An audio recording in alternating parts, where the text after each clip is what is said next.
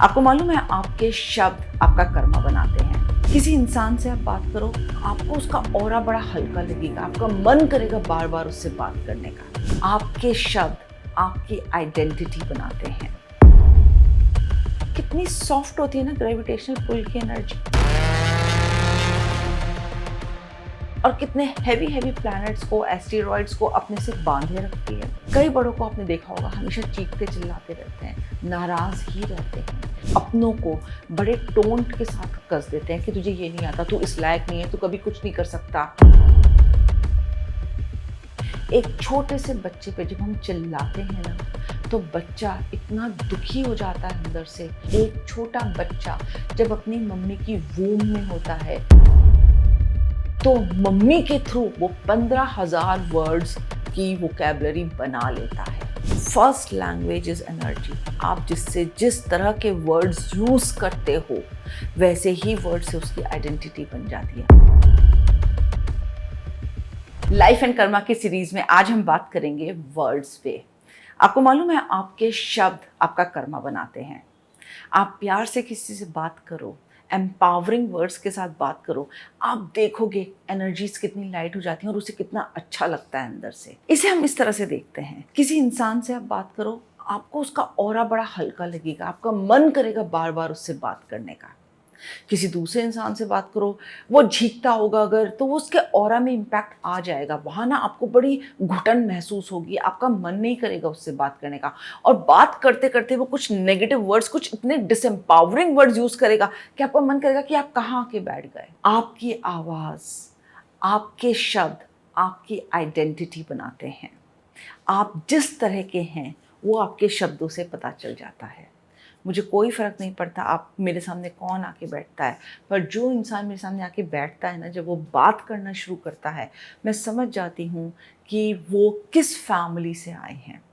कई बार पता है, कंट्रोल करने के लिए घर को, या अपनी पावर दिखाने के लिए हमारे घर के बड़े, हो सकता है हमारे पेरेंट्स, हमारे बड़े भाई बहन, या हमारे घर के दादा दादी, नाना नानी, या जो भी एक रिस्पेक्टेबल एक पोजीशन पे होते हैं, बहुत चिल्ला के गुस्से में हमसे बात करते हैं। ऐसे लोग ना अंदर से बहुत ब्रोकन होते हैं। आप कभी भी देखना, अगर हम इस नेचर की बात करें, बहुत हैवी हैवी प्लैनेट्स हैं, है ना, पर सब कितने अच्छे से ग्रेविटेशनल पुल से बंधे हुए हैं और चक्कर काट रहे हैं, राइट।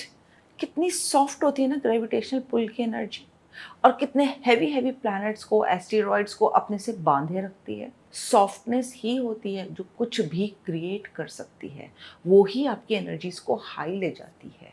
और हैवीनेस होती है हार्श एनर्जी, जो आपकी फ्रीक्वेंसी को डाउन करती है। आपके वर्ड्स आपका ऑरा, इलेक्ट्रोमैग्नेटिक फील्ड बनाते हैं। अब आप अगर प्यार से बोलेंगे, एम्पावरिंग वर्ड्स यूज़ करेंगे, आपका ऑरा वैसा ही हो जाएगा। नेगेटिव बोलेंगे तो आपका ऑरा ऑफ कोर्स बहुत ही लिमिटेशंस के साथ, बहुत ही लो फ्रिक्वेंसीज के साथ हो जाएगा। कई बड़ों को आपने देखा होगा, हमेशा चीखते चिल्लाते रहते हैं, नाराज़ ही रहते हैं। इसका पता है क्या साइंटिफिक रीज़न ये भी है कि वो अपने बचपन में उनको ऐसा ही माहौल मिला और उन्होंने यही सीखा अपने बड़ों से। कई बार छोटी छोटी बातों पे हम अपने ही अपनों को बड़े टोंट के साथ कस देते हैं कि तुझे ये नहीं आता, तू इस लायक नहीं है, तू कभी कुछ नहीं कर सकता। उनकी एक कच्ची मिट्टी की तरह पर्सनालिटी होती है, और आप उसे क्या शेप दे रहे हो, वो वर्ड्स आपके डिफाइन करते हैं। आपको उन्हें बहुत प्यार से हैंडल करना चाहिए। देखा होगा ना, जब आप किसी से बहुत प्यार से बात करते हो, या आपसे कोई बड़े एम्पावरिंग वर्ड्स के साथ बात करता है, आप कैसे उस तरह से अपना खिंचाव महसूस करते हो, और आपको एक ये एहसास आता है कि नहीं, मैं ये कर लूँगा, इसने मुझ पर भरोसा जताया है, मैं डेफिनेटली कर लूँगा। वहीं अगर कोई गुस्से से कहेगा तू ये नहीं कर सकता, तो आप पहले ही डिसहार्टन हो जाते हो, उसने तो कह ही दिया, मैं तो कर ही नहीं सकता। वर्ड से ही हम जजमेंट्स लेते हैं, कंक्लूजन्स बनाते हैं, और वैसे ही हम अपनी लाइफ को फेस करने लगते हैं। एक छोटे से बच्चे पे जब हम चिल्लाते हैं ना, तो बच्चा इतना दुखी हो जाता है अंदर से, वो कभी भी अपने माँ बाप को गलत नहीं ठहराता। वो उनसे क्योंकि बहुत मोहब्बत करता है, उसका सर्वाइवल अपने पेरेंट्स पे टिका होता है, वो अपने आप को गलत बना लेता है कि मैं ही गलत हूँ, इस वजह से मैंने गलती करी, इस वजह से मेरे पेरेंट्स हर्ट हैं, इस वजह से मेरे पेरेंट्स मुझसे नाराज़ हैं। देखना कभी, जो आप व्यूवर्स हैं जो इस वीडियो को इस वक्त वॉच कर रहे हैं, क्या बचपन में आपने कभी ऐसा महसूस किया? ये होता होगा बहुत बार आपके साथ, लेकिन आपने शायद इस वीडियो से पहले, जब तक मैंने ये नहीं बोला, कभी इस तरह से सोचा ही नहीं होगा। एक छोटा बच्चा जब अपनी मम्मी की वूम में होता है, तो मम्मी के थ्रू वो 15,000 वर्ड्स की वोकैबुलरी बना लेता है। वो उसमें अच्छा बुरा कुछ नहीं डालता, वो सिर्फ ये वर्ड्स ले लेता है, क्योंकि तब तक उसका कॉन्शियस माइंड, क्रिटिकल माइंड तो डेवलप ही नहीं होता। वो सिर्फ सबकॉन्शियस माइंड में उसके चला जाता है, अनकॉन्शियस माइंड में जाता है। इसलिए जब बच्चा जब पैदा होता है और जब बोलना सीखता है, और अगर वो कोई स्लैंग लैंग्वेज यूज़ करता है, हम बच्चे के ऊपर गुस्सा करते हैं, पर वो तो सिर्फ बोल गया, उसे उसका मतलब भी नहीं पता। हम जानते हैं उस वर्ड का मतलब, और हम कहते हैं अरे ये इतना गंदा वर्ड तुमने कैसे सीखा। तब बच्चा हमारे एक्सप्रेशन से, हमारे बोलने के तरीके से समझता है कि ये गंदा वर्ड है। First language is energy. आप जिससे जिस तरह के वर्ड्स यूज़ करते हो, वैसे ही वर्ड से उसकी आइडेंटिटी बन जाती है। अब आप एक बात बताओ, हेल्पलेसनेस के साथ कितने लोगों ने दर्द की एनर्जी डाली होगी कि जब आप हेल्पलेसनेस बोलते हो तो आप खुद ही अंदर से घुटा हुआ महसूस करते हो।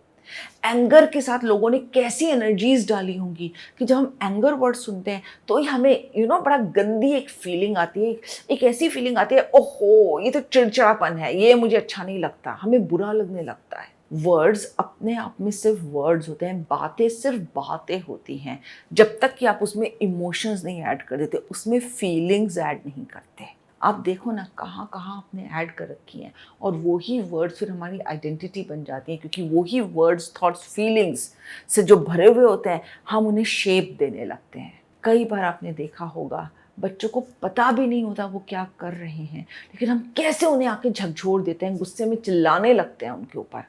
उन्हें बेचारों को पता भी नहीं होता कि हम अपना गुस्सा उनके ऊपर निकालते हैं।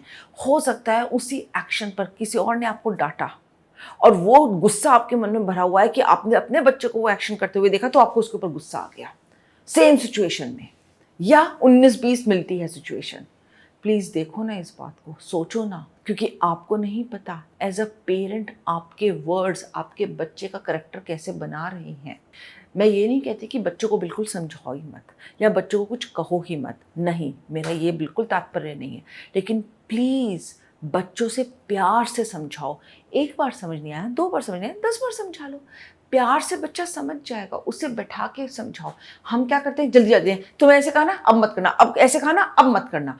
हम खुद इतनी जल्दी में होते हैं कि हमें समझ ही नहीं आता है कि हम बच्चों को कैसे हैंडल करें। कहाँ से टॉपिक स्टार्ट किया था, कहाँ मैं पेरेंटिंग पर आ गई। पर आपको नहीं लगता कि सबसे पहले वर्ड्स हमारे पेरेंटिंग से ही शुरू होते हैं?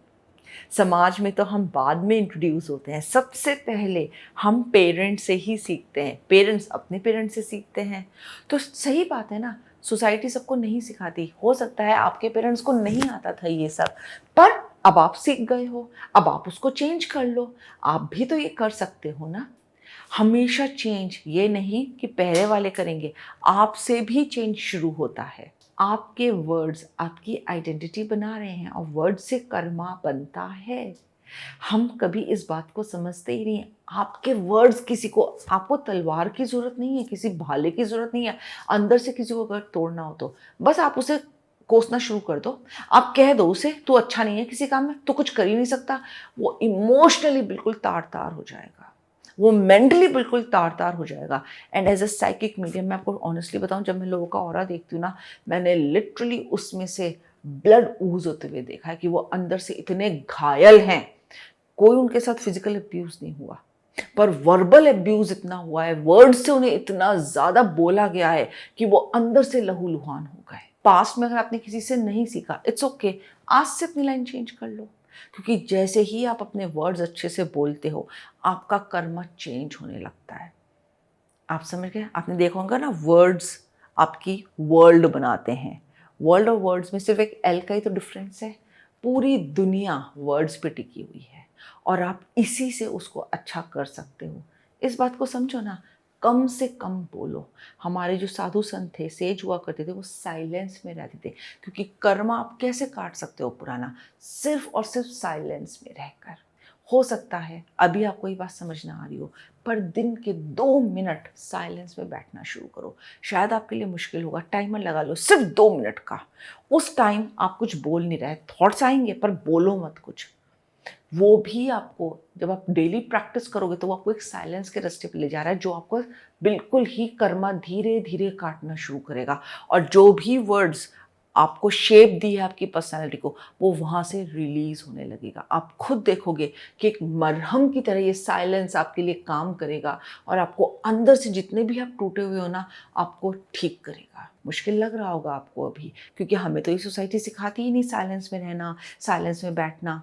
इसलिए मैंने कहा सिर्फ 2 मिनट से शुरू करो। पर जैसे जैसे आप आगे करोगे, आप देखोगे किस कदर आपको आराम मिलता जा रहा है। जुड़े रहिए मुझसे, क्योंकि अब मैं नेक्स्ट लाऊंगी लाइफ एंड कर्मा की सीरीज में चैरिटी। कैसे चैरिटी आपके कर्मा को ख़त्म कर सकती है। Thank you.